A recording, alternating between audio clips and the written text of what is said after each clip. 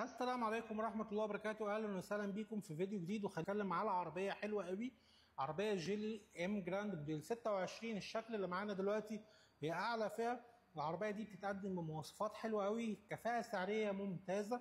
قبل ما نتكلم على تسعير العربية خلينا نتفرج على السريع على اوبشن العربية. طبعا زي ما احنا شايفين اضاءات فول LED بالكامل، شبكة من النيكل كروم ممتازة وشكلها شيك جدا، ومع جنط توتو مقاس 17. كمان بتنزل بشراط في المرايات، والمرايات بتاعتها ضم، وبتنزل بكيلس انتري من بره وفتحه سقف خارجيه. العربيه طبعا نازله بعدادات ديجيتال، وكمان طاره من الجلد مالتي فانكشن فيها تحكم طاره ومثبت سرعه.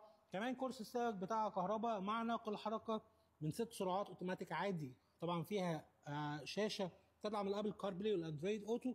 كمان فيها حوالي 6 ايرباجات في الكرسي، واثنين ايرباج في التابلو. كمان في القايم فيها ايرباج. العربيه طبعا بتنزل بفميه خلفي، والاستهلاك بتاع البنزين بتاعها ممتاز جدا. العربيه بتستهلك تقريبا 6 لتر كل 100 كيلو. العربيه بتنزل بموتور 1500 تنفس طبيعي 120 هورس باور.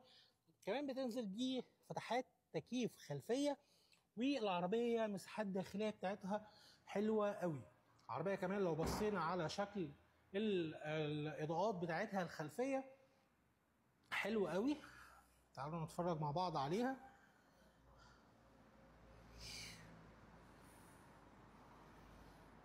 اضاءة بالكامل فول LED مع كاميرا خلفية ورا، وكمان سنسور خلفي. مساحة الشنطة بتاعتها تقريبا 500 لتر. عربية مساحة الشنطة بتاعتها واسعة جدا، وعربية شيك جدا في الفئة السعرية بتاعتها اللي هي هنقولها لك في اخر الفيديو. جيلي ام جراند عربية حلوة قوي كسيفتي كاوبشن، وكمان كمواصفة عربية سيدان في الفئة السعرية اللي بتتراوح في 900 ألف.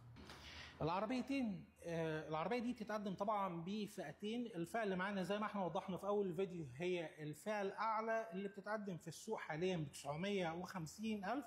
تقدر تحصل عليها كاش او تقسيط في ملك العروض في اكستريم اوتو فرع المعادي. موجود العربيه بكل الوانها، ان شاء الله يقدر يوفرها لك. انا محمد عادل من اكستريم اوتو زي ما وضحت لك. ما تنساش تعمل سبسكرايب، وكمان تتابعنا على صفحه الفيسبوك، او لو كنت بتتفرج معانا على تيك توك. لو محتاج تعرف انظمه التقسيط هسيب لك رقمي في الديسكريبشن. سلام.